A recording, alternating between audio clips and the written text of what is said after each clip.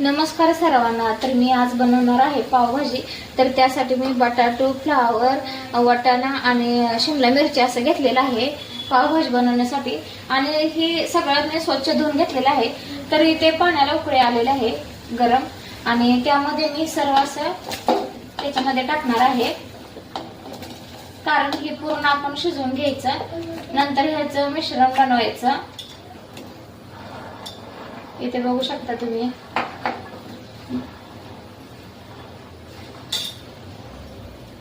हे मी गरम पाण्यामध्ये टाकलेलं आहे. तर हे पूर्ण असं शिजवून घ्यायचं. मी पावभाजी बनवण्यासाठी रेसिपी काय काय घेतलेली आहे तुम्हाला दाखवणार आहे. तर इथे मी कांदा, टोमॅटो, कोथिंबीर आणि आलं लसूणची पेस्ट, आणि इथे मी सब्जी मसाला, पावभाजी मसाला, हळद, जिरं, आणि इथे मी भाज्यांचं असं मिश्रण करून घेतलेलं आहे. तर इथे मी थोडंसं तेल घेतलेलं आहे आणि त्यामध्ये मी बटर टाकणार आहे, बटर चीज. कारण मी येताना बेकरीमधून आणलेलं पाव आणताना त्यासोबत, कारण पावभाजीला म्हटलं तर बटर चीज शिवाय असं टेस्टी लागत नसतं.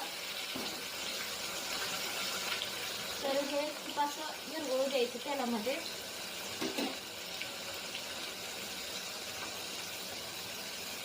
तेलात मी आता कांदा,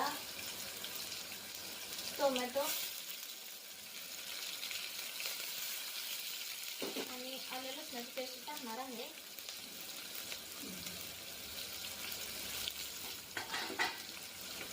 भाजून झालेला आहे. तर इथे मी सर्व अशा मसाले टाकणार आहे त्यामध्ये, आणि थोडीशी कोथिंबीर,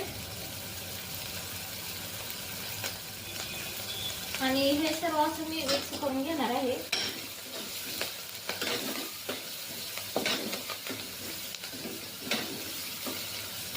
आणि हे बघा पूर्ण असं छान असं भाजून झालेलं आहे. थोडीशी लाल तिखट टाकणार आहे, ते मी चवीनुसार टाकलेले आहे. आणि ते सुद्धा असं तिखट मिक्स होईपर्यंत भाजून घ्यायचं.